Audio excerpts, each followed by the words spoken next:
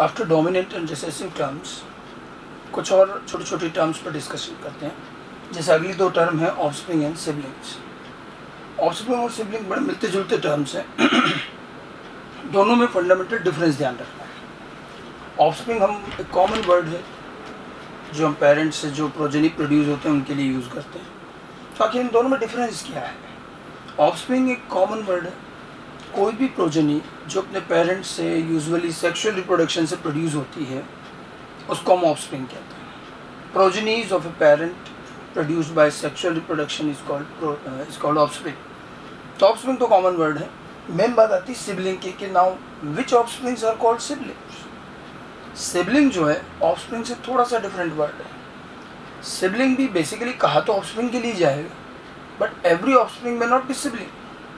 ठीक है, sibling word हम कई बार ह्यूमन के केस में भी सुनते हैं। हम अपने ब्रदर सिस्टर से हमको सिबलिंग कहते हैं कि वी आर सिबलिंग्स।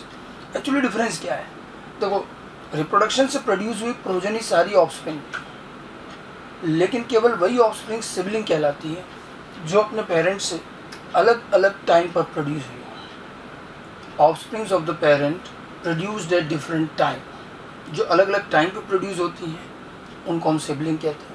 नॉर्मली ऐसे ऑर्गेनिज्म जिनका लाइफ स्पान बड़ा होता है जैसे ह्यूमन है और भी दूसरे ऑर्गेनिज्म, और जो अपने लाइफ में कई बार रिप्रोड्यूस कर सकते हैं, वो हर रिप्रोडक्शन से प्रोजेनी बनाएंगे। तो एक बार के रिप्रोडक्शन से जो प्रोजेनी बनी, this is offspring of course.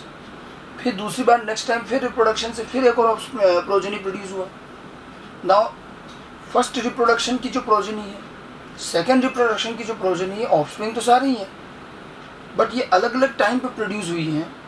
तो progeny of first reproduction and progeny of second reproduction are, ये जो दोनों हैं ये दोनों क्या कहलाएंगे? सिबलिंग्स। मतलब वो ऑफस्प्रिंग जो अपने पेरेंट्स से डिफरेंट टाइम पर प्रोड्यूस हो। तो बर्थ टाइम का डिफरेंस हम ह्यूमन में कहते हैं कि in human being we brothers and sisters are siblings. Human में सिबलिंग वर्ड क्यों यूज़ कर रहे हैं? क्योंकि हमारा जो बर्थ है, हमारे ब्रदर सिस्टर जो भी हम हैं, हमारा बर्थ जो है वो अलग अलग टाइम पे हुआ है। अच्छा, जो प्रोजेनी एक ही रिप्रोडक्शन से प्रोड्यूस होते हैं उनको सिबलिंग नहीं कहते। बहुत से ऐसे ऑर्गेनिज्म में जो एक साथ बहुत सारे प्रोजेनी प्रोड्यूस करते हैं। एनिमल्स में है, ह्यूमन में तो one at a time child produce होता है, लेकिन बहुत से एनिमल हैं जहाँ एक से ज़्यादा प्रोजेनी प्रोड्यूस होते हैं। इवन प्लांट्स भी ले सकते हो, तो एक से ज़्यादा ऑफस्प्रिंग भी, एक से ज़्यादा प्रोजेनी भी प्रोड्यूस हो रहे हैं, लेकिन उनका बर्थ एक ही साथ हो रहा है। मतलब वो एक सिंगल रिप्रोडक्टिव प्रोसेस है, पूरा एक ही रिप्रोडक्शन से प्रोड्यूस हो रहे हैं, तो हम उनको ऑफस्प्रिंग ही कहेंगे। सिबलिंग तो हम तब कहेंगे जो अलग अलग टाइम, और टाइम ही नहीं, अलग अलग reproductive process, first time reproduction then second time reproduction, अलग अलग रिप्रोडक्टिव प्रोसेस से प्रोड्यूस होंगे तो वो कहलाएंगे सिबलिंग। ठीक है, तो ऑफस्प्रिंग तो क्या हो गए?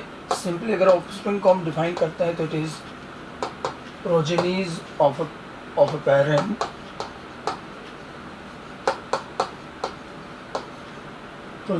Parent produced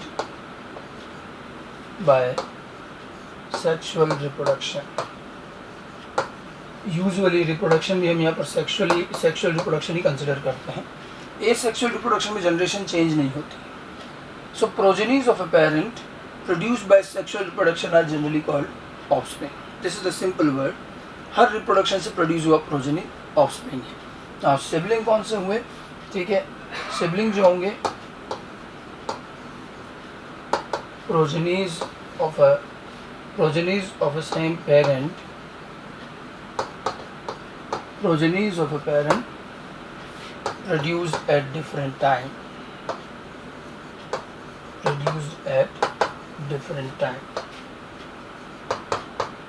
So those progenies which are produced by the same parent but at different time, these are called siblings. The main thing is the time, different time. Okay? और बहुत बड़ा कोई इसमें डिफरेंस नहीं है, दोनों टर्म ध्यान रखनी है। जेनेटिक्स में कई बार ये चीज़ें काम आएंगी।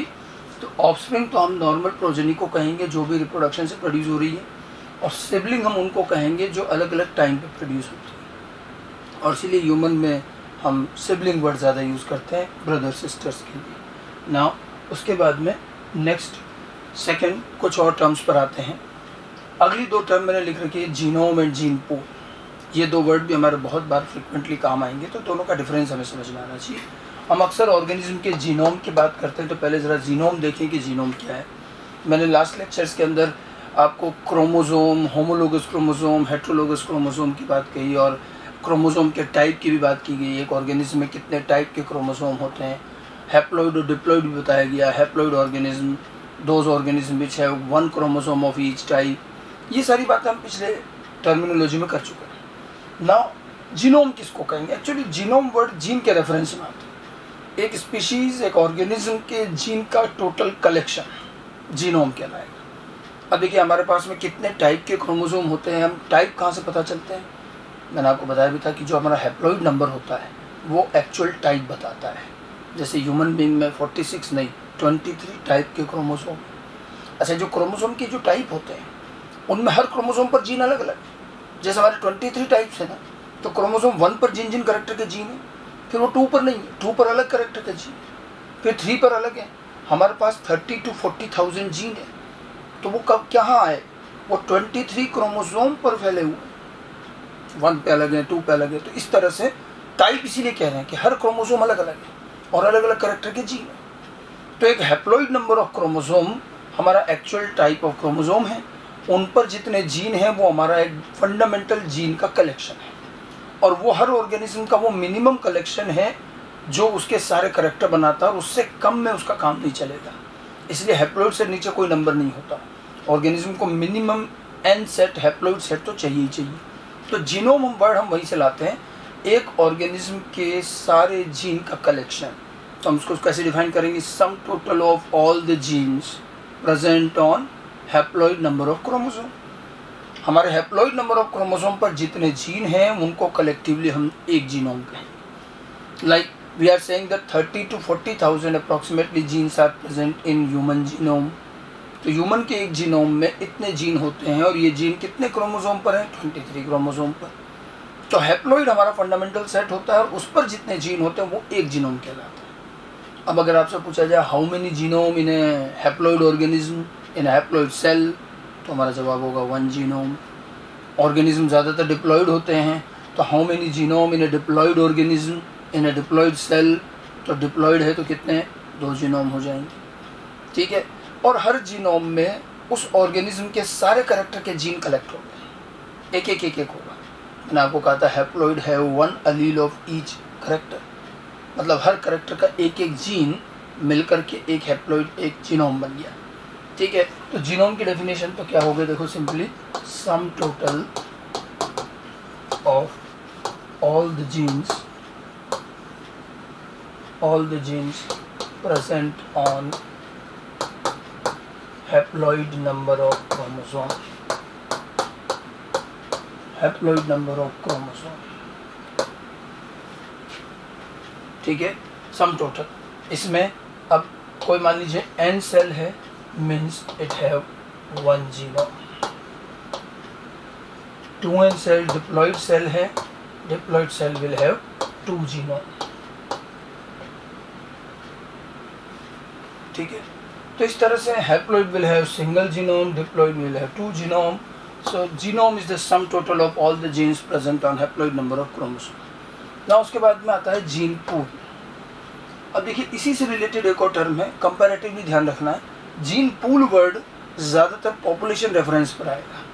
तो जब हम आगे जेनेटिक्स को पॉपुलेशन लेवल पर पढ़ेंगे वहाँ ये वर्ड काम आएगा, पॉपुलेशन जेनेटिक्स में। और इसका आपका ज़्यादा यूज़ आएगा आपकी इवोल्यूशन के चैप्टर में, क्योंकि इवोल्यूशन भी पॉपुलेशन लेवल पर स्टडी होता है। ठीक है। एक ऑर्गेनिज्म के एक हैप्लॉइड सेट पर जितने जीन हैं वो एक जीनोम कहलाया। तो ये ऑर्गेनिज्म लेवल की टर्म है। तो जीन पूल जो है ये और बड़ा लेवल है, नेक्स्ट लेवल में जिस और पॉपुलेशन लेवल पर जो टर्म आएगी वो है एक पॉपुलेशन, इन वन पॉपुलेशन, उसमें जितने ऑर्गेनिज्म हैं और उनके सारे जीन का collection, means all the genes of all the organism of entire population will constitute gene pool. Gene pool एक imaginary large collection of gene है। एक पॉपुलेशन में जितने ऑर्गेनिज्म हैं उनके सारे जीन इकट्ठे कर, ये केवल एक इमेजिनरी पार्ट है। लेकिन पॉपुलेशन लेवल पर जो जेनेटिक्स स्टडी होती है वो जीन पूल में है। जैसे एक ऑर्गेनिज्म के लिए जीनोम है तो पॉपुलेशन के लिए जीन पूल हो गया। अब एक ऑर्गेनिज्म मान लीजिए डिप्लॉइड ऑर्गेनिज्म है, ठीक है, तो उसमें कितने जीनोम हुए? 2 जीनोम। और ऐसे 100 डिप्लॉइड ऑर्गेनिज्म की एक पॉपुलेशन है तो टोटल जीनोम कितने हो गए? 200 जीनोम। 2 सबके हो जाएंगे। नाउ ये पूरे 200 जीनोम कलेक्टिवली एक जीन पूल बनाएंगे उस पॉपुलेशन का, ठीक है। सो अगर हम देखें कि एक पर्टिकुलर ऑर्गेनिज्म जीन पूल बनाने में कितने जीनोम कंट्रीब्यूट कर रहा है, तो अगर ऑर्गेनिज्म डिप्लॉयड है तो वो 2 जीनोम कंट्रीब्यूट कर रहा है। हम सबसे 2 काउंट करें। मैं sum total of all the genes कहूँ या sum total of all the genome of all the organism of a population, ये जीन पूल कहलाता है। इसमें टोटल कलेक्शन होता है, इसके अंदर क्या क्या चेंजेस आ रहे हैं ये सब स्टडी करके हम पॉपुलेशन और उसके बाद इवोल्यूशन की स्टडी करते हैं। तो ये टर्म्स आपके आगे 2-3 जगह पर फिर से काम आएगी। जीन पूल क्या होगी, आप देखिए इसको अगर हम डिफाइन करते हैं, sum total of all the genes, या बेटर हम इसको कहें all the genomes of all organism in a population.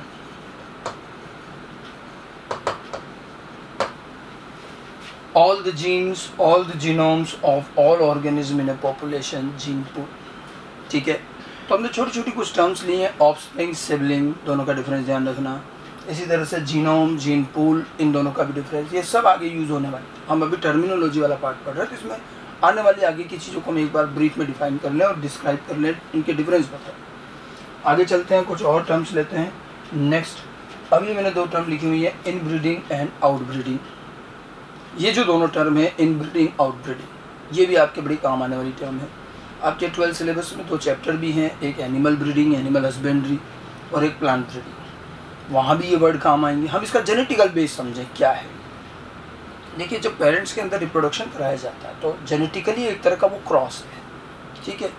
Inbreeding और आउटब्रीडिंग, इससे पहले हम थोड़ा सा चलें तो आपने 11th में स्पीशीज़ कंसेप्ट पढ़ा होगा। व्हाट इज़ एन स्पीशीज़, ये डिफाइन किया जाता है। और अगर आपको याद हो तो स्पीशीज़ की एक छोटी सी डेफिनेशन दी जाती है कि those organism which can interbreed and can produce fertile offsprings are said to be the members of a same species.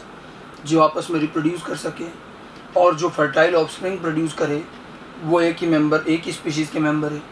मतलब नेचर ने एक स्पीशीज़ के जो ऑर्गेनिज्म है उनके बीच में एक नेचुरल रिप्रोडक्शन की एबिलिटी प्रोवाइड करी। या यूँ समझिए कि हमेशा सेम स्पीशीज़ के ऑर्गेनिज्म ही रिप्रोड्यूस कर सकते हैं, वही सक्सेसफुल रिप्रोडक्शन और उनकी प्रोजेनी भी फर्टाइल होती है।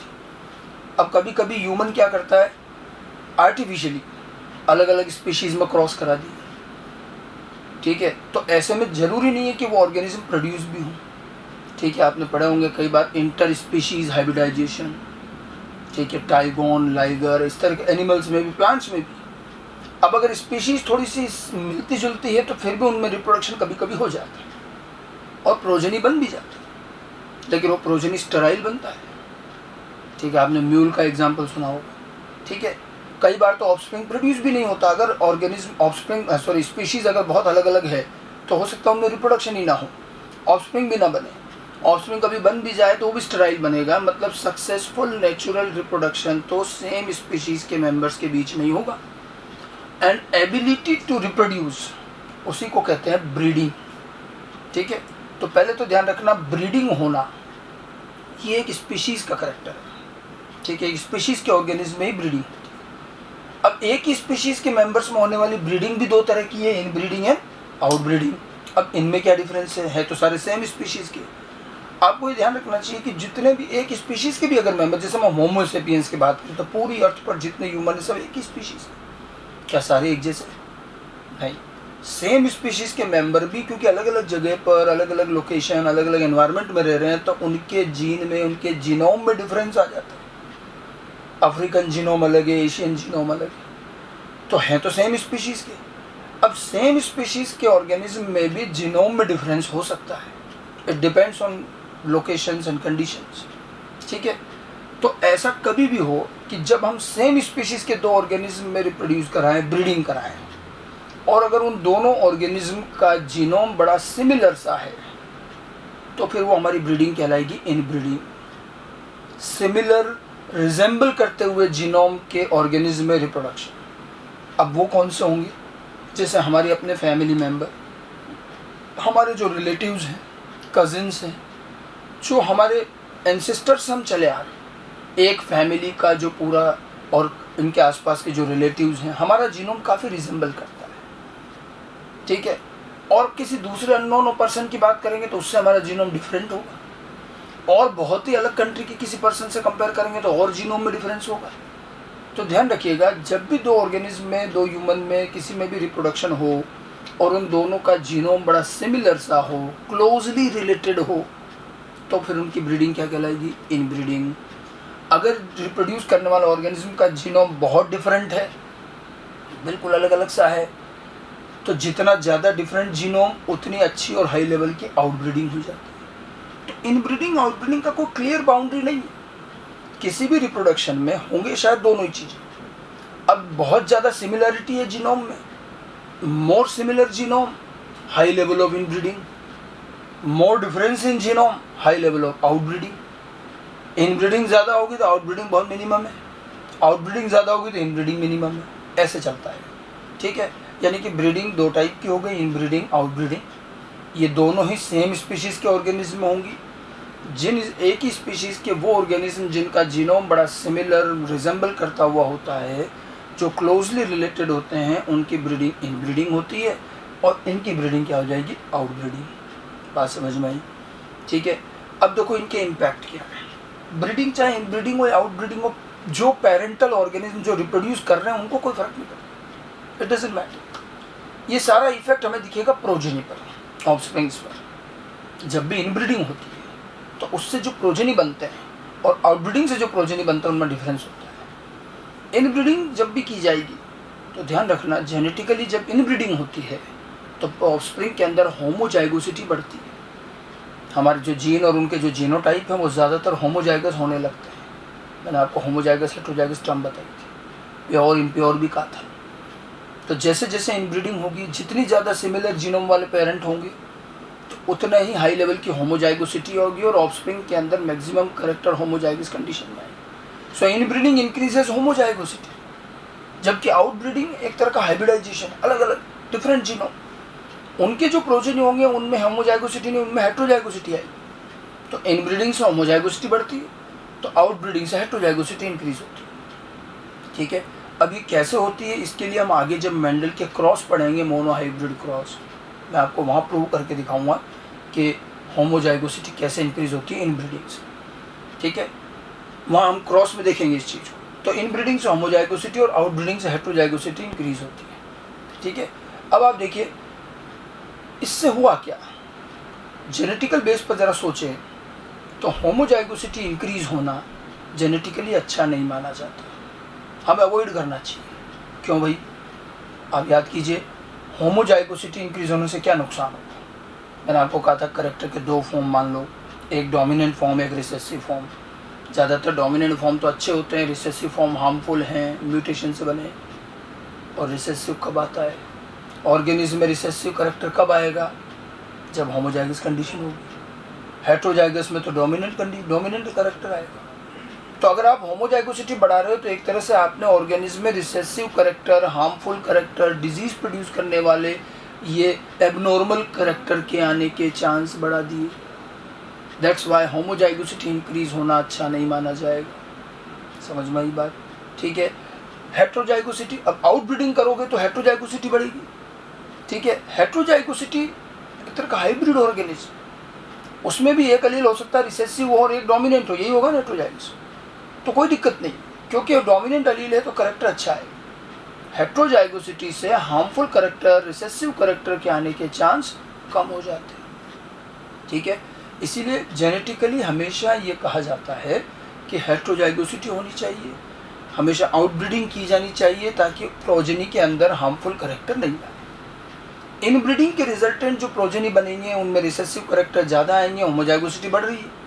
और कई बार इसीलिए वो ऑफस्प्रिंग अपने पेरेंट्स से भी बेकार होते हैं। पेरेंट्स में फिर भी थोड़े बहुत अच्छे करेक्टर होंगे, लेकिन अगर इनब्रीडिंग कर रहे हैं तो जो प्रोजेनी बनेंगे, क्योंकि उसमें होमोजाइगोसिटी आएगी, कई सारे करेक्टर रिसेसिव भी होंगे, ठीक है। तो वो जो प्रोजेनी है उनके करेक्टर अपने पेरेंट्स से भी बेकार होते हैं। जबकि आउटब्रीडिंग में ऐसा नहीं है। आउटब्रीडिंग से, हेटेरोजाइगोसिटी से जो ऑफस्प्रिंग होता है वो अपने पेरेंट्स से ज़्यादा बेटर होता है, ठीक है। तो इन दोनों का डिफरेंस और इनका जेनेटिकल इम्पैक्ट ध्यान रखना है। इनब्रीडिंग किसको कहेंगे? एक्चुअली इनब्रीडिंग क्या हुआ, अगर इसको समराइज़ करें थोड़ा सा, तो ब्रीडिंग किस किस के बीच में कहा था? ब्रीडिंग बिटवीन क्लोजली रिलेटेड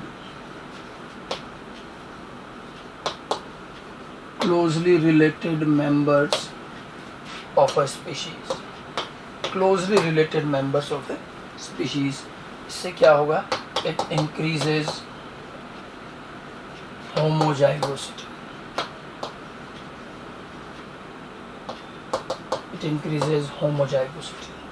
ठीक है, तो इससे क्या हुआ? Chance of recessive character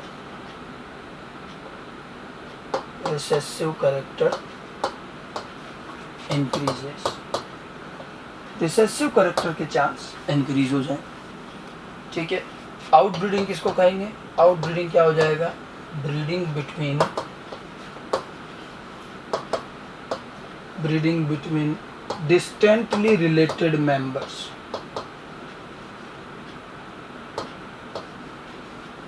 distantly related members of A species, जो दूर दूर और डिफरेंट जीनोम वाले हैं, distantly related members of A species. ठीक है, और इससे क्या होगा? It increases heterozygosity.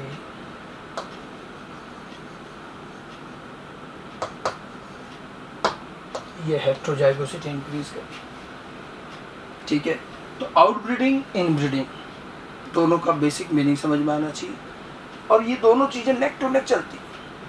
जितना सिमिलरिटी ज़्यादा होगी उतनी हाई लेवल की इनब्रीडिंग, जितनी डिसिमिलरिटी ज़्यादा होगी उतनी हाई लेवल की आउटब्रीडिंग। जितनी इनब्रीडिंग होगी उतना ही होमोजाइगस कंडीशन ज़्यादा आएगी, आउटब्रीडिंग में हेट्रोजाइगस कंडीशन ज़्यादा आएगी। और होमोजाइगस कंडीशन आने का ड्रॉबैक क्या है कि उसमें फिर रिसेसिव करेक्टर के चांस इंक्रीज हो जाते हैं। ठीक है, इसीलिए हर बार ये कहा जाता है कि we should avoid inbreeding and we should go for the outbreeding, we should go for hybridization. ये जो आउटब्रीडिंग है, आप इसको और क्या कह सकते हो? ये तो हम क्या कह सकते हैं? Hybridization. It's just like an hybridization. Hybrid offspring बनेंगे जब हेट्रोजाइगोसिटी बढ़ेगी। ठीक है, तो इनब्रीडिंग आउटब्रीडिंग के रिजल्टेंट, अब मैंने आपको कहा कि इनब्रीडिंग से बनने वाली प्रोजेनी जो है वो इनब्रीडिंग से बनने वाली प्रोजेनी जो है वो पेरेंट से भी वीकर बनेगी, जबकि आउटब्रीडिंग की जो प्रोजेनी वो पेरेंट से भी स्ट्रॉन्ग बनेगी, ज़्यादा बेटर बनेगी और उसमें एक तरह का विगर होगा। इसलिए हम इससे आगे इसी से रिलेटेड दो टर्म लेते हैं। हाइब्रिड विगर सबसे पहले तो, ठीक है, हाइब्रिड विगर। नेक्स्ट जो टर्म है हाइब्रिड विगर। विगर एक टर्म देखिए, विगर, इसको हेट्रोसिस भी कहा जाता है। जब भी हम आउटब्रीडिंग करेंगे तो जो प्रोजेनी प्रोड्यूस होती है वो प्रोजेनी अपने पेरेंट्स से भी ज़्यादा बेटर होती है। ये जो सुपीरियरिटी है उसकी, पेरेंट्स से प्रोजेनी का ज़्यादा अच्छा होना, इसी सुपीरियरिटी को हम हाइब्रिड विगर कहते हैं। Progenies are vigorous than their parents. ठीक है, तो उसको हेट्रोसिस भी कहा जाता है। 2-3 बार क्वेश्चन आ चुका है हेट्रोसिस की डेफिनेशन को लेकर। हाइब्रिड विगर या हेट्रोसिस क्या हुआ? It is the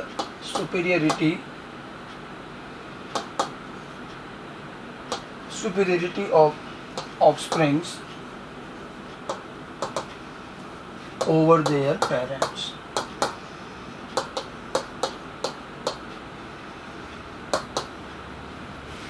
Superiority of offsprings over their parent.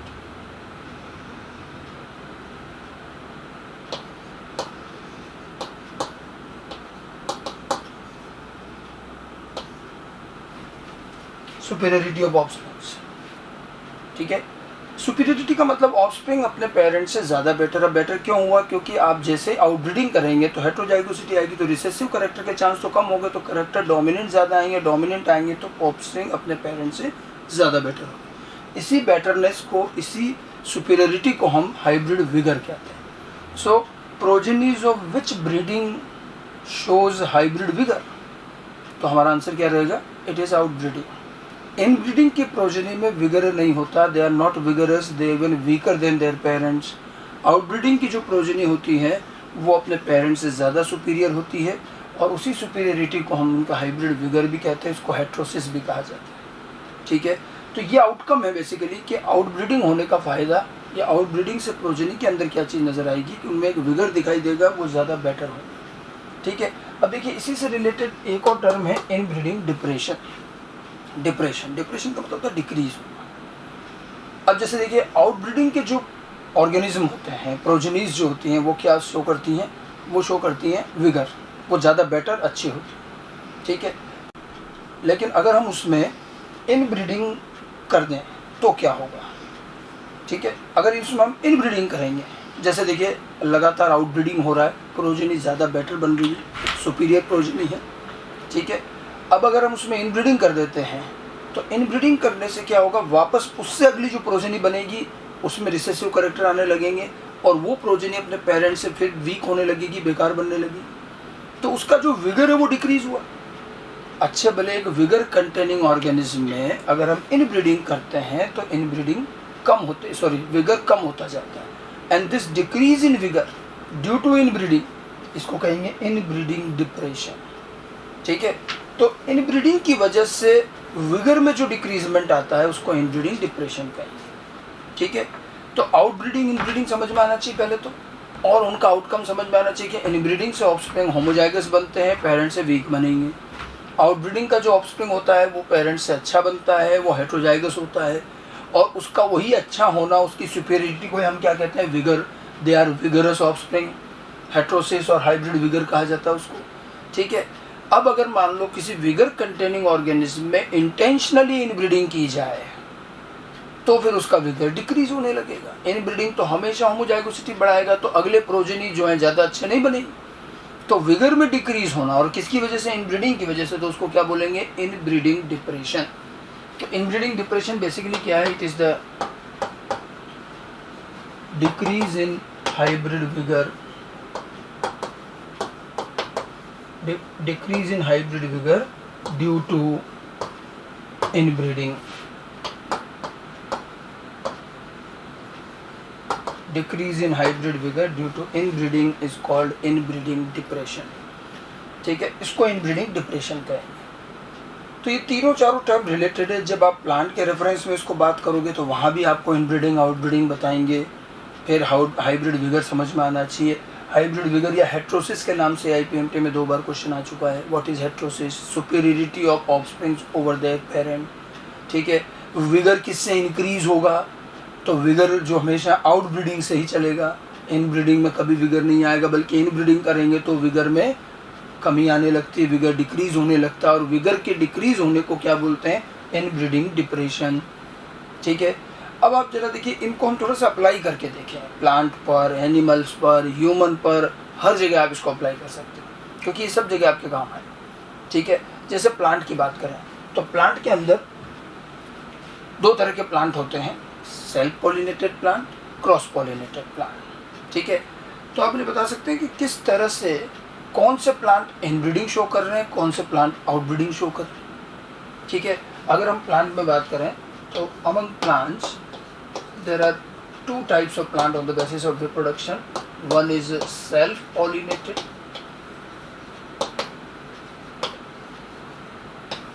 और दूसरा होगा क्रॉस पॉलिनेटेड।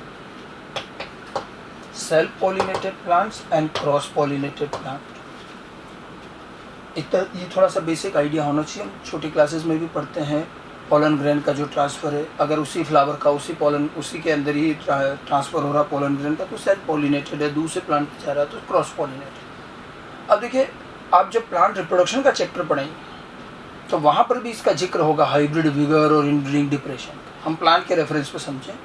नाउ अगर पूछा जाए विच प्लांट शोज इनब्रीडिंग, तो आप देखिए सेल्फ पॉलिनेशन में क्या होता है? फ्लावर है, उसी का पोलन ग्रेन उसी की स्टिग्मा पर गिरा और वहीं फर्टिलाइजेशन हो गया। तो यहाँ पोलन ग्रेन जो मेल गैमेट है और जो फीमेल गैमेट है, दोनों का जीनोम तो एक जैसा नहीं। एक ही प्लांट के दोनों, प्लांट बाइसेक्सुअल, एक ही प्लांट के 2 गैमेट और दोनों ही आपस में फ्यूज हो रहे, तो उनमें तो बहुत सिमिलर जीनोम होगा, बिल्कुल एक जैसा।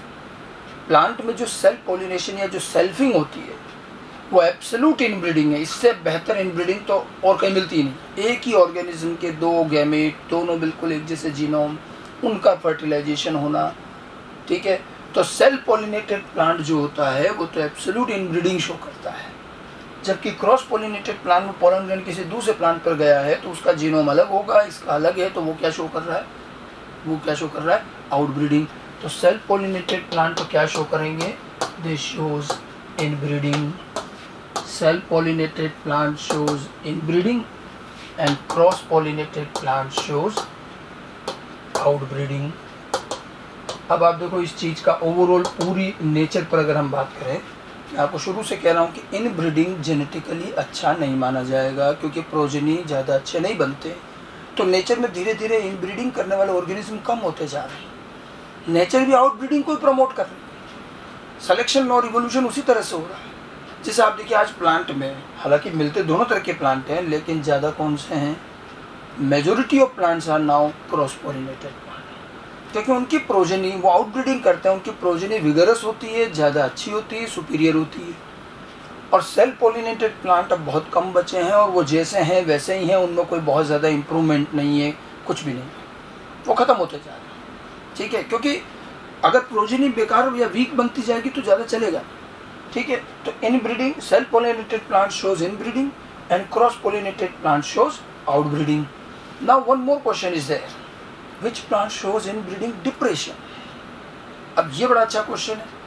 विच प्लांट शोज इनब्रीडिंग, ये अलग चीज़ है, and which plant shows inbreeding depression, ये अलग चीज़ है। आपसे पूछा जाए विच प्लांट शोज इनब्रीडिंग, तब तो क्या है? Self pollinated plant shows inbreeding. But which plant shows inbreeding depression, वो कैसे पता करें? डिप्रेशन मतलब कमियां, डिप्रेशन मतलब कोई चीज़ डिक्रीज होना। तो डिक्रीज कब होगा? जब कोई चीज़ पहले हो तो सही। तो ये ध्यान रखना, इनब्रीडिंग डिप्रेशन हमेशा वो शो करता है जिसके पास पहले से विगर होता है, जो अच्छा है, which is having some vigour. उसमें अगर आपने इनब्रीडिंग करी तो उसका डिक्रीज भी होगी फिर विगर। अगर किसी में विगर ही नहीं है तो डिक्रीज क्या होगा? जैसे एक एग्जांपल लेते हैं, हम दो प्लांट ले लेते हैं, एक सेल्फ पॉलिनेटेड एक क्रॉस पॉलिनेटेड, और हम आपको कहते हैं कि दोनों में आप इनब्रीडिंग कराओ, दोनों में इनब्रीडिंग कराओ और प्रोजेनी देखो किसकी प्रोजेनी में आपको वीकनेस मिली, किसकी प्रोजेनी आपको ज़्यादा बेकार मिली। अब आप देखो सेल्फ पॉलिनेटेड प्लांट वाले में आपने इनब्रीडिंग कराई तो उसके लिए कोई नई बात ही नहीं है, वो तो वैसे भी सेल्फिंग करता है, तो वो तो इनब्रीडिंग ही करता है, तो उसकी तो प्रोजेनी जैसी बनती आ रही वैसी बनेगी। ठीक है, लेकिन जो आउटब्रीडिंग वाला प्लांट है, जो क्रॉस पॉलिनेटेड प्लांट है, जो आउटब्रीडिंग करता है, उसकी प्रोजेनी अच्छी बनती है, लेकिन आपने उसमें क्या करवाया? Intentionally inbreeding. मैंने कहा आपको सेल्फ पॉलिनेटेड क्रॉस पॉलिनेटेड दोनों में आप इनब्रीडिंग करवाओ। तो क्रॉस पॉलिनेटेड में जैसे इनब्रीडिंग कराई तो उसकी प्रोजेनी से जो आगे प्रोजेनी बनेगी उसके अंदर अब होमोजाइगोसिटी बढ़ेगी और उसका विगर कम होने लगी। तो विगर में डिक्रीज किसके आया? आउटब्रीडिंग वालों की। तो इसका मतलब डिप्रेशन किसने शो किया? Outbreeding, sorry cross pollinated plant. Self pollinated वाले डिप्रेशन शो नहीं करते, उनमें ज़्यादा विगर है ही नहीं। जिनमें विगर है वो क्रॉस पॉलिनेटेड, और उसमें जब इनब्रीडिंग करोगे तो फिर क्या आएगा? डिप्रेशन शो होगा, inbreeding depression means decrease in vigour due to inbreeding. अब रिप्रोडक्शन के चैप्टर में एनसीईआरटी ने लिखा है continuous inbreeding results in inbreeding depression, but उन्होंने ये नहीं बताया कि प्लांट कौन सा। ज़्यादा बेटर तो क्या प्लांट भी मेंशन करो, कंटिन्यूस इनब्रीडिंग किस में? अब वहाँ हमें मान के चलना पड़ेगा, क्योंकि ज़्यादातर ऑर्गेनिज्म, ज़्यादातर प्लांट कैसे हैं? Cross pollinated. तो वो किसकी बात कर रहे हैं? क्रॉस पॉलिनेटेड की, कि continuous inbreeding in cross pollinated plant results in inbreeding depression. ठीक है, सेल्फ पॉलिनेटेड वालों में इतना डिप्रेशन नहीं दिखेगा। तो इनब्रीडिंग कौन शो करता है? Self pollinated. But inbreeding depression कौन शो करता है? Cross pollinated. ठीक है, cross pollinated plant shows inbreeding depression, और ज़्यादातर प्लांट क्रॉस पॉलिनेटेड ही होते हैं, इसलिए जनरल स्टेटमेंट की तरह कह दिया जाता है shows inbreeding depression, shows inbreeding depression when they undergo selfing और इनब्रीडिंग। जब अगर हम उसमें सेल्फिंग करेंगे, इनब्रीडिंग करेंगे तब, क्योंकि ये अच्छा खासा विगर कंटेंट रखते हैं, और जैसे जैसे इनब्रीडिंग करोगे वैसे वैसे जो है ये फिर इनका विगर डिक्रीज होता जाएगा और उनमें डिप्रेशन आएगा। ठीक है, तो प्लांट के रेफरेंस में इस चीज़ को ध्यान रखना। आपसे कोई पूछा जाए इनब्रीडिंग आउटब्रीडिंग में विच प्लांट शोज इनब्रीडिंग, विच प्लांट शोज आउटब्रीडिंग, अब क्लियर हो गया। और इनब्रीडिंग डिप्रेशन के क्वेश्चन थोड़ा अलग तरीके से ध्यान रखना। ठीक है, अब आपको अगर किसी ऑर्गेनिज्म का विगर मेंटेन करना है, जैसे कोई बहुत अच्छा ऑर्गेनिज्म है हैविंग गुड विगर, ठीक है, तो vigour should be maintained by, अगर आपको विगर मेंटेन करना है और बल्कि ज़्यादा अच्छा करना है, बढ़ाना है, तो ध्यान रखना कौन सा ब्रीडिंग करेंगे। अगर विगर मेंटेन करना है तो क्या करते हैं, आउट ब्रीडिंग करते रहिए, विगर मेंटेन भी रहेगा बल्कि इंक्रीज होगा। और अगर आपने इन ब्रीडिंग कर दी तो विगर क्या होगा, डिक्रीज, और विगर में डिक्रीज होते ही फिर क्या हो जाएगा, इन ब्रीडिंग डिप्रेशन। ठीक है, तो जो हमने हाइब्रिड विगर की जो बात कही थी पिछले वाली स्लाइड में, विगर जो है, विगर किससे इंक्रीज होगा और किससे डिक्रीज होगा। तो ध्यान रखिए जो हाइब्रिड विगर होता है it will be increases by out breeding. अगर हमें विगर इंक्रीज करना है तो क्या करेंगे, it will be increases by out breeding and decrease किससे होगा, डिक्रीजेज बाय इनब्रीडिंग। तो अगर इनब्रीडिंग की जाएगी तो विगर डिक्रीज होगा। ठीक है, और वही विगर के डिक्रीज को ही हम क्या कह रहे हैं फिर, इनब्रीडिंग डिप्रेशन। ठीक है, तो प्लांट के अंदर हमने ये चीज़ बताई कि प्लांट में self pollinated cross pollinated plant है, उसी अकॉर्डिंग इनब्रीडिंग आउटब्रीडिंग चलेगी और डिप्रेशन कौन शो करेगा। सेम यही चीज़ आप एनिमल पे भी अप्लाई कर सकते हैं, एनिमल में भी है, ह्यूमन तक में यही। ह्यूमन में आप देखिए, ह्यूमन थोड़ा सा क्या है, एक सोशलाइज्ड ऑर्गेनिज्म है, हमारे यहाँ फैमिलीज हैं और एक पूरा एक सिस्टम चलता है। लेकिन ह्यूमन में भी इनब्रीडिंग आउटब्रीडिंग के इफेक्ट होते हैं। आप देखिए ह्यूमन की जितनी भी अलग अलग सोसाइटीज़ हैं, रिलीजन्स हैं, जो भी हैं, कास्ट वगैरह जो भी हमारा सिस्टम है उसमें भी दिखता है। और ह्यूमन ने ये बात बड़े एंशिएंट टाइम से रियलाइज़ कर ली थी कि इनब्रीडिंग करते हैं तो ऑफस्प्रिंग ज़्यादा अच्छी नहीं बनती, और इसीलिए लगभग हर जगह पर, मेरे कहने का मतलब हर रिलीजन, हर सोसाइटी, हर कास्ट में इनब्रीडिंग अवॉइड करने के कुछ तरीके सजेस्ट किए गए हैं रिलीजियस बेस पर। ठीक है, अब देखिए ह्यूमन सोसाइटीज़ में मैरिजेस डिसाइड करने का तरीका, जो हमारे शादी संबंध होते हैं वो कैसे होते हैं, तो अलग अलग रिलीजन्स में अलग अलग सिस्टम है। अब देखो कुछ रिलीजन्स में क्लोज रिलेटिव्स में मैरिजेस होती है, जिनको हम साइंटिफिकली कॉन्सेंजिनस मैरिज भी कहते हैं। तो ध्यान रखना क्लोज रिलेटिव्स में जब मैरिजेस होती हैं तो उनका तो जीनोम बड़ा सिमिलर होगा, क्योंकि हमने कहा ना कि हमारे फैमिली मेम्बर और हमारे रिलेटिव्स, हमारा जीनोम बड़ा एक जैसा होता है। और अगर हम रिलेटिव्स में मैरिज कर रहे हैं तो इसका मतलब क्या हो रहा है, रिलेटिव्स में मैरिज करने का मतलब हम इनब्रीडिंग कर रहे हैं, और इसलिए इनब्रीडिंग करेंगे तो जो प्रोजेनी है उनमें रिसेसिव कैरेक्टर बढ़ेंगे। और ह्यूमन में ध्यान रखना मेजॉरिटी ऑफ हमारे जेनेटिक डिसऑर्डर सब रिसेसिव है। ठीक है, और ऐसे में कोई भी होमोजाइगस रिसेसिव कंडीशन बनी और कोई जेनेटिक डिसऑर्डर होगा, बाय बर्थ होगा, और हो सकता है प्रोजेनी की डेथ हो जाए, या बाय बर्थ उसमें कई एबनॉर्मलिटीज़ होंगी, डिजीजेज होंगी, मतलब वो ऑफस्प्रिंग कई बार अपने पेरेंट्स से भी बेकार और ज़्यादा अच्छा नहीं बनता। ये इनब्रीडिंग की सच्चाई है। अच्छा, ऐसा नहीं है कि इनब्रीडिंग के ये हार्मफुल इफेक्ट हमें नज़र नहीं आए, बड़े एंशिएंट टाइम से दिखा। तो जो जहाँ क्लोज रिलेटिव्स की मैरिजेस का कंसेप्ट है वो एक सोशल कंसेप्ट है कि जब हम अपने रिलेशन में मैरिज करते हैं तो मैरिजेस लंबे टाइम तक चले, सेपरेशन, डाइवोर्स, इस तरह की चीज़ें नहीं हों, तो सोशली दे में भी सक्सेसफुल, बट जेनेटिकली उसमें एक दिक्कत है कि वो इनब्रीडिंग है। तो ऐसे में प्रोजेनी के अंदर हार्मफुल करेक्टर आने के चांस ज़्यादा होते हैं। ठीक है, हालांकि वहाँ पर भी फिर जब ये चीज़ है तो थोड़े से रूल बने। आप देखिएगा जहाँ क्लोज रिलेटिव मैरिजेस भी है वहाँ भी कुछ सिस्टम है कि बिल्कुल जो इमीडिएट ब्रदर सिस्टर है उनमें नहीं होती, या एक दो और भी सिस्टम है कि भाई इनसे नहीं करेंगे, उनसे नहीं करेंगे। तो ये मना क्यों किया गया, क्योंकि आप जितना ज़्यादा क्लोज जाओगे उतनी हाई लेवल की इनब्रीडिंग हो, इसलिए मना किया। आप पूरी अर्थ के ह्यूमन पॉपुलेशन का अगर आप स्टडी करें, और की जा चुकी है, तो जेनेटिक डिसऑर्डर, ह्यूमन के एबनॉर्मल करेक्टर जेनेटिकल ज़्यादातर वहीं और उन्हीं कम्युनिटीज़ में मिले हैं जहाँ क्लोज रिलेटिव्स में मैरिजेस बड़ी कॉमन है, क्योंकि वो इनब्रीडिंग है। हमें इसीलिए थोड़ा सा आउटब्रीडिंग की तरफ जाना चाहिए। अब देखिए दूसरी और सिस्टम देखिए, कई जगहों पर कास्ट वाला सिस्टम, तो कास्टिज्म वाला पार्ट है कि ये एक पर्टिकुलर ग्रुप, एक कास्ट हो गई, एक कास्ट हो गई, एक कास्ट हो गई। ठीक है, अब हम मैरिजेज और हमारे सेम जो सोशल रिलेशन हम अपने कास्ट में करते हैं, इंटरकास्ट नहीं जाते। अब जो क्लोज रिलेटिव में मैरिजेस थी उससे थोड़ी बेटर है कास्ट वाली, क्योंकि थोड़ा आप दूर गए, बट फिर भी एक कास्ट की बाउंड्री तो है, तो वहाँ थोड़ी बहुत आउटब्रीडिंग हुई, लेकिन तब भी वहाँ इनब्रीडिंग रहेगी। अब अगर पॉपुलेशन ज़्यादा है तो कास्ट में मेंबर्स ज़्यादा होंगे, तब फिर इनब्रीडिंग का इफेक्ट नहीं दिखेगा। ह्यूमन में एक यही चीज़ है, क्योंकि पॉपुलेशन ज़्यादा होती है तो एकदम से इनब्रीडिंग का इफेक्ट नहीं आता, ओवरऑल पॉपुलेशन पे देखना पड़ेगा। ठीक है। और ह्यूमन में क्या प्रोजेनी भी ज़्यादा नहीं बनते। ऐसा भी नहीं है कि जो क्लोज रिलेटिव में मैरिजेज हो रही हैं उनके हर प्रोजेनी हार्मफुल होंगी या बेकार होंगी, नहीं। अगर प्रोजेनी ज़्यादा बने, अब ह्यूमन में तो क्या देखो, एक बार में एक प्रोजेनी, मेरा प्रोजेनी का मतलब है जो एक बार में बन रही है ऑफस्प्रिंग्स। अब किसी के मान लो 8-10 चाइल्ड है, उससे मतलब नहीं, वो तो अलग अलग टाइम पे रिप्रोडक्शन हुआ है ना। तो एक चाइल्ड के लिए बात कर रहे हैं, एक बार जब रिप्रोडक्शन हो रहा है तो उस समय अगर प्रोजेनी ज़्यादा बने, जो ह्यूमन में नहीं बनती, ह्यूमन में तो एक ही बनती है। इसलिए ह्यूमन में हर चाइल्ड हार्मफुल करेक्टर वाला हो ऐसा ज़रूरी नहीं है। और इसीलिए क्लोज रिलेटिव्स की मैरिजेस भी अब तक चल रही है, क्योंकि हर चाइल्ड में वो का वही प्रोबेबिलिटी आ जाए ज़रूरी, वो हम क्रॉस में बताएंगे आपको प्रोबेबिलिटी कैसे आती है, इसलिए वो भी चल रही है। कास्ट वाली बात कर रहे हैं, अगर पॉपुलेशन ज़्यादा है, कास्ट बड़ी है, ग्रुप मेंबर ज़्यादा है, तो उनमें भी फिर इनब्रीडिंग का इतना इफेक्ट नहीं आता, लेकिन इनब्रीडिंग का इफेक्ट रहता ज़रूर है।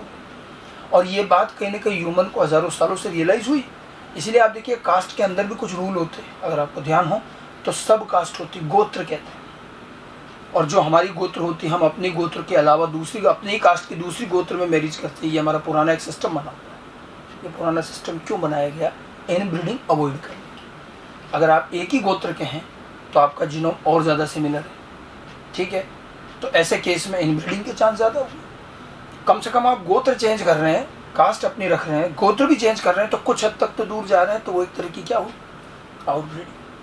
इसलिए ये सिस्टम बनाए गए होंगे, बहुत एंशिएंट टाइम से चले आ रहे। फिर और अगर हम आगे चलें तो इंटरकास्ट मैरिजेस हैं, बहुत से रिलीजन्स में अलाउड है। इंटरकास्ट मैरिजेस और बेटर हैं, क्योंकि आपने बिल्कुल अलग अलग कास्ट, अलग अलग दूर दूर, तो जितने डिफरेंट ऑर्गेनिज्म के बीच में अगर रिप्रोडक्शन हो रहा है, ब्रीडिंग होगी, तो वो एक तरह की आउट ब्रीडिंग होगी। तो इंटरकास्ट मैरिजेस और उनके जो प्रोजनी होते हैं उनमें बहुत अच्छा विगर होता है, ठीक है। तो ये हम एक जेनेटिकल एंगल से हम इसको देख रहे हैं कि कहाँ क्या है। तो इनब्रीडिंग आउट ब्रीडिंग के इम्पैक्ट तो ह्यूमन पर भी होता है। और ह्यूमन में तो एक चीज़ और ध्यान रखिएगा, इनके इम्पैक्ट ज़्यादा खतरनाक होते हैं। बस फ़ायदा इतना सा है, गनीमत ये है कि प्रोजेनी एक ही प्रोड्यूस होती है, अगर ज़्यादा होने लग जाती है एक ही बार में तो और दिक्कत होती है, ठीक है। क्योंकि ह्यूमन में हम ऑफस्प्रिंग में सिलेक्शन नहीं कर सकते, वहाँ एक सोशलिज्म आ जाता है, एक पेरेंटल केयर और इमोशंस। और आप फैमिली में कोई बच्चा प्रोड्यूस हुआ, अब उसका चाहे बाय बर्थ कितनी दिक्कतें हों, बीमारियां होती है कई बार, लेकिन हमारे लिए वो बड़ा प्यारा दुलारा होता है, हम उसको पूरा उससे रखते हैं, उसका ट्रीटमेंट कराते हैं, चाहे ट्रीटमेंट ना हो। और इसीलिए वहाँ पर फिर इनब्रीडिंग हो जाए और तो वो चीज़ें बहुत ज़्यादा सीरियस हो जाती हैं। जैसे हम दूसरे ऑर्गेनिज्म की बात करें, प्लांट ले लें, इवन अदर एनिमल, कैटल्स ले लें, तो वहाँ अगर इनब्रीडिंग हो रही है तो प्रोजेनी बेकार बनता है, तो हम उसको हटा देते हैं, मार देते हैं, ठीक है। यानी ह्यूमन में नहीं कर सकते। ह्यूमन में जो प्रोजेनी बनी हम उसको बिल्कुल रखेंगे और ट्रीटमेंट और सब चीज़ें। That's why we have the problem. बस यहाँ ये है कि अगर ह्यूमन में भी एनिमल्स की तरह या प्लांट्स की तरह एक ही रिप्रोडक्शन से बहुत सारे प्रोजेनी बनते तो फिर आपको बहुत सारे प्रोजेनी में ऐसी दिक्कत दिखती, लेकिन क्योंकि प्रोजेनी एक ही बनता है तो कई बार उसमें कुछ नहीं दिखता, यही एक फ़ायदा है। बट तो भी ह्यूमन के ये इम्पैक्ट, इनब्रीडिंग आउटब्रीडिंग के ये इम्पैक्ट ह्यूमन पर भी रहेंगे, इस बात को ध्यान रखिए। तो ह्यूमन से लेकर प्लांट्स और एनिमल्स तक ये चीज़ें रहेगी, और ये पूरा जेनेटिकल बेस है। इनब्रीडिंग से होमोजाइगोसिटी कैसे बढ़ती है और आउटब्रीडिंग से कैसे बढ़ती है हेट्रोजाइगोसिटी, ये हम क्रॉस में भी प्रूव करके बताएं। तो हम जो आगे मेंडल के क्रॉस पढ़ेंगे उसमें आपको ये चीज़ नजर आए। और अब आप चाहे प्लांट ब्रीडिंग का चैप्टर पढ़ें, चाहे एनिमल ब्रीडिंग का चैप्टर पढ़ें, बेसिक चीज़ें यही रहेंगी कि जेनेटिकली आपको पता रहना चाहिए कि इनब्रीडिंग का इफेक्ट क्या है और आउटब्रीडिंग का इफेक्ट क्या है, प्लांट में क्या रहेगा और बाकियों में क्या रहेगा। क्लियर सर ना। उसके बाद हम फाइनली दो और टर्म लेते हैं, next two term, forward genetics and reverse genetics. Forward and reverse genetics, ये दो टर्म भी कभी कभार हमें क्वेश्चंस के फॉर्म में पूछी जाती है। पहले बात करते हैं फॉरवर्ड जेनेटिक्स की। जेनेटिक्स में स्टडी करने के ये दो तरीके हैं, फॉरवर्ड पैटर्न, रिवर्स पैटर्न, ठीक है। फॉरवर्ड जेनेटिक्स क्या है? जेनेटिक्स में काम करने का फॉरवर्ड डायरेक्शन, ये क्लासिकल जेनेटिक्स भी कही जाती है। फॉरवर्ड जेनेटिक्स को हम क्लासिकल भी कहते हैं। मेंडल के टाइम से ये जेनेटिकल स्टडीज चली आ रही। इसमें स्टडी कैसे होती है? It is the study from, forward genetics में there is an study from phenotype to genotype. जब भी जेनेटिकल स्टडीज़ का डायरेक्शन ये हो कि पहले फिनोटाइप और उसके बाद जीनोटाइप की स्टडी हो, तो ये कहलाता है फॉरवर्ड डायरेक्शन। मेंडल हुए, बैटसन हुए, मॉर्गन हुए, इन सब लोगों ने फॉरवर्ड पैटर्न पर ही काम किया है और आगे भी बहुत से अब भी होता है। यही मेन मेथड है। अब आप देखिए क्या हुआ, मेंडल ने एक प्लांट सेलेक्ट किया, पी प्लांट, मॉर्गन ने ड्रोसोफिला ली थी। तो सबसे पहले एक ऑर्गेनिज्म सेलेक्ट किया जाता है, फिर उसमें कुछ करेक्टर सेलेक्ट होते हैं, फिर उन करेक्टर के बेस पर हम क्रॉस करते हैं। तो आपने जब करेक्टर सेलेक्ट किए तो आपने क्या ऑब्जर्व किया, फिनोटाइप या जीनोटाइप?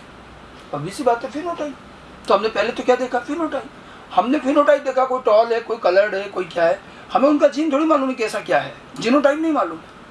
अब हम उनका क्रॉस करते हैं और क्रॉस करने के बाद जाकर हमें पता चलता है कि कोई होमोजाइगस है, कोई हेट्रोजाइगस है। जीनोटाइप बाद में आया। तो जब भी ऐसी स्टडी हो, पहले फिनोटाइप फिर उसके बाद जीनोटाइप पता चले, तो ये स्टडी का पैटर्न क्या कहलाएगा, फॉरवर्ड। मैक्सिमम जेनेटिकल स्टडीज इसी बेस पर हुई और आज भी होती है। इसकी एक और डेफिनेशन है जो कई बार ऑब्जेक्टिव क्वेश्चन में पूछी जाती है, तो ध्यान रखिएगा। इसको हम और किस तरह से डिफाइन कर सकते हैं, studies of those genes whose protein product, gene से क्या बनता है, जीन एक्सप्रेस होगा तो प्रोटीन बनेगा, whose protein product और phenotypic expression, उसके प्रोटीन या उससे जो फिनोटाइप बन रहा है, बात एक ही है, उस प्रोटीन से ही फिनोटाइप बनेगा। Genes, study of those genes whose protein product और phenotypic expression is known, ठीक है। मतलब एक ऐसे जीन की आप स्टडी कर रहे हैं जिसका प्रोडक्ट या जिसका फिनोटाइप आपको पता है। तो हमें फिनोटाइप पता है और हम उसकी स्टडी कर रहे हैं, तो हमारा डायरेक्शन क्या हुआ, फिनोटाइप टू जीनोटाइप, ठीक है। पूछा जा सकता है any example of forward genetics, तो you can say Mendelian genetics. Mendel की जो पूरा जेनेटिकल स्टडीज हैं वो फॉरवर्ड है।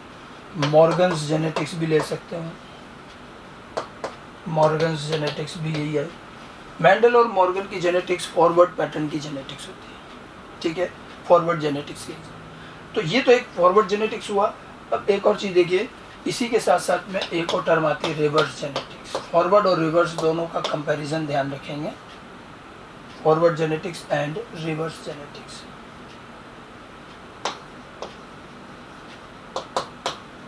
अब रिवर्स जेनेटिक्स में क्या हुआ, रिवर्स जेनेटिक्स फॉरवर्ड से जस्ट रिवर्स हो जाएगा। It is the study from, पहले हमने लिया था फिनोटाइप टू जीनोटाइप, अब ये हो जाएगा study from genotype to phenotype.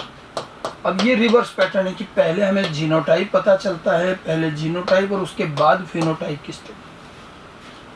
Study from genotype to phenotype. ये एक आजकल नया तरीका है, it's a modern method of genetical studies. Reverse genetics जो है ये मॉडर्न पार्ट में आता है, वो क्लासिकल है, तो ये मॉडर्न जेनेटिक्स में। इसमें हम आजकल क्या करते हैं कि पहले हम जीनोटाइप पता करते हैं डायरेक्ट और उसके बाद फिनोटाइप। आजकल बायोटेक्नोलॉजी में, जेनेटिक इंजीनियरिंग में ये चीज़ें पॉसिबल है। अब जैसे आज हमने ह्यूमन का पूरा जीनोम स्टडी कर रखा, हम अगले चैप्टर में पढ़ेंगे उसको। तो आजकल हम क्या करते हैं, हमारे पास टेक्निक्स है, हमने सीधा ऑर्गेनिज्म की सेल ली, उसमें से क्रोमोसोम और क्रोमोसोम में से डीएनए निकाल लिया, ठीक है। एक एक डीएनए की सीक्वेंसिंग करके स्टडी कर ली, पूरी स्टडी करी और उसमें देख लिया कहाँ जीन है, ये एक जीन है, ये दूसरा जीन है, ये तीसरा जीन है। मैंने बताया था इस तरह से लाइन से जीन होते हैं। हमने सीधा सेल में से डीएनए निकाला और डीएनए में जीन पता कर लिया, तो हमने क्या मालूम किया, जीनोटाइप। हमें ये पता ही नहीं कि इस जीन से करैक्टर क्या बनता है। अब बाद में पता करेंगे कि इस जीन से प्रोटीन क्या बनेगा और करैक्टर क्या बनेगा। तो ये जो हमारी स्टडी हुई, पहले सीधा जीन पता किया गया, फिर करैक्टर मालूम कर रहे थे। It is study from genotype to phenotype. समझ में आई बात। तो हमारी जो स्टडी जो हमने डेफिनेशन लिखी थी, study of those genes whose protein product और फिनोटिपिक एक्सप्रेशन इज नोन, अगर मैं इस नोन की जगह क्या कर दूं, अननोन, तो वो हो जाएगा रिवर्स। तो फॉरवर्ड और रिवर्स में केवल और केवल आपको एक वर्ड का डिफरेंस रहेगा। तो रिवर्स जेनेटिक्स क्या हुआ एक्चुअली में, और इलेबोरेट करें तो study of those genes whose protein product और phenotype, protein product और phenotypic expression is unknown। Means ऐसे जीन की स्टडी जिसका प्रोटीन या जिसका फिनोटाइप हमें नोन नहीं है। हमें फिनोटाइप नहीं पता है और हम फिर भी स्टडी कर रहे हैं।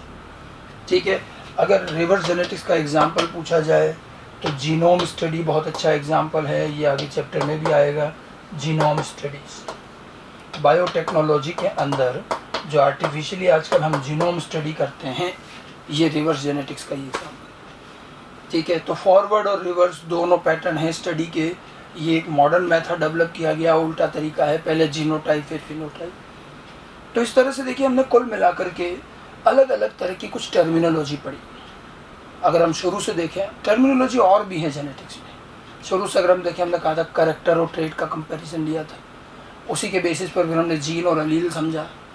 फिर अलील के ही कॉम्बिनेशन पर हमने कुछ टर्म्स और बनाई, होमोजाइगस, हेट्रोजाइगस, हेमीजाइगस।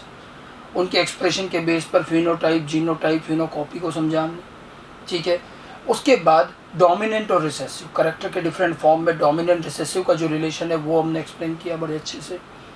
फिर उसके बाद कुछ छोटे छोटे कंपैरिजन है, ऑफस्प्रिंग सिबलिंग का डिफरेंस, जीनोम जीन पूल का डिफरेंस, इनब्रीडिंग आउटब्रीडिंग क्या है उनका डिफरेंस, और उनके रिजल्ट जो हैं हाइब्रिड विगर, इनब्रीडिंग, डिप्रेशन, और उसके बाद study methods like forward and reverse genetics. तो ये जो सारी टर्मिनोलॉजी है ये हमारे फंडामेंटल पार्ट है और ये जेनेटिकल स्टडीज़ में काफ़ी काम आएगी। डायरेक्ट क्वेश्चंस भी आते हैं, आप ध्यान रखिएगा। जीन और अलील और उनका पूरा कंपैरिजन, डोमिनेंट रिसेसिव जो आपको बताया गया था वो उसका पूरा कंपैरिजन। ठीक है, तो ये तो हमारा टर्मिनोलॉजी वाला पार्ट रहा। मैंने आपको शुरू में ही कहा था कि हम स्टडी करेंगे हेरिडिटी एंड वेरिएशन की।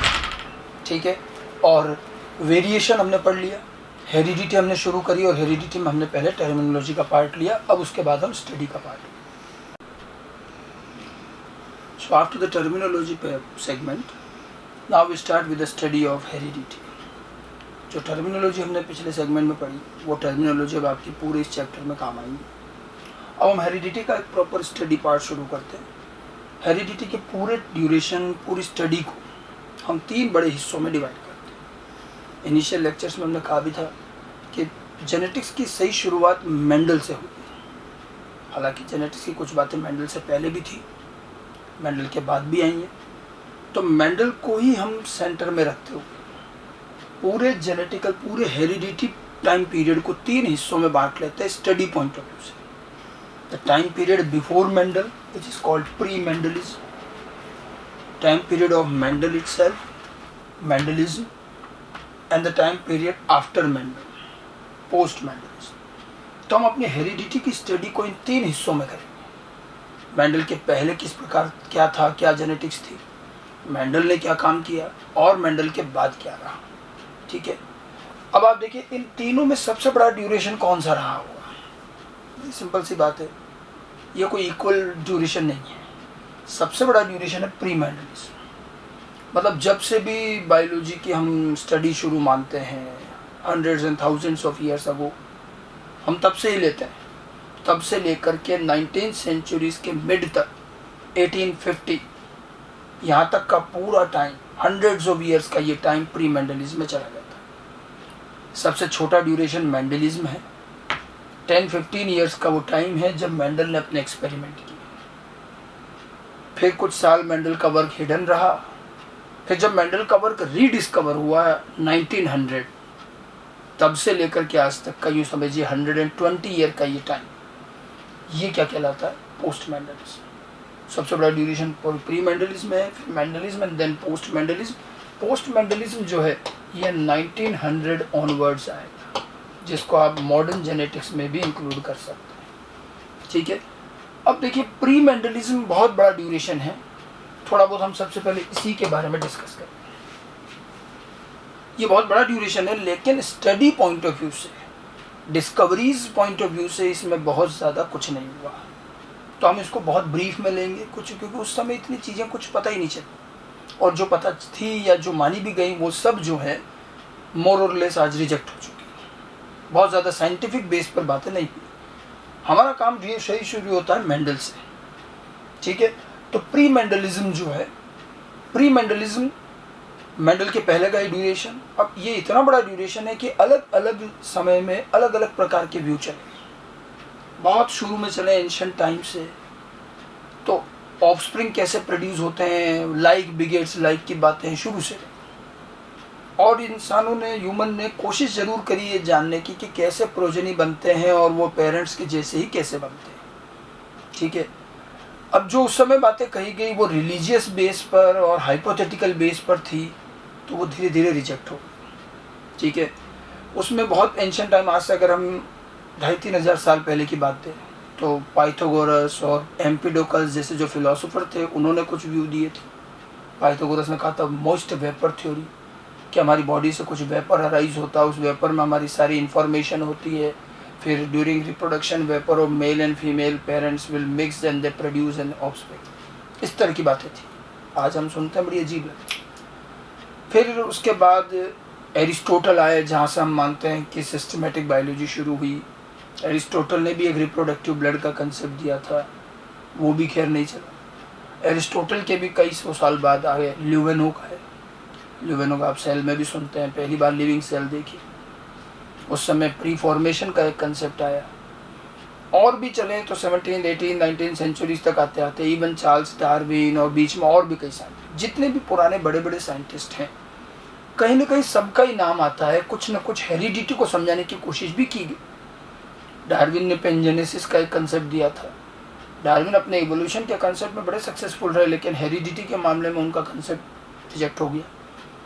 एक्चुअली अब अलग अलग साइंटिस्ट किसने क्या कहा उतनी डिटेल में जाने की कोई ज़रूरत नहीं है, लेकिन हाँ, उस पूरे प्री मेंडेलियन टाइम में जो कंसेप्ट सबसे लंबे टाइम तक चला, डार्विन से लेकर कई साइंटिस्ट ने उसको डायरेक्टली इनडायरेक्टली फॉलो किया, वो कंसेप्ट ज़रूर हम थोड़ा सा डिस्कस कर सकते हैं। That was theory of blending inheritance.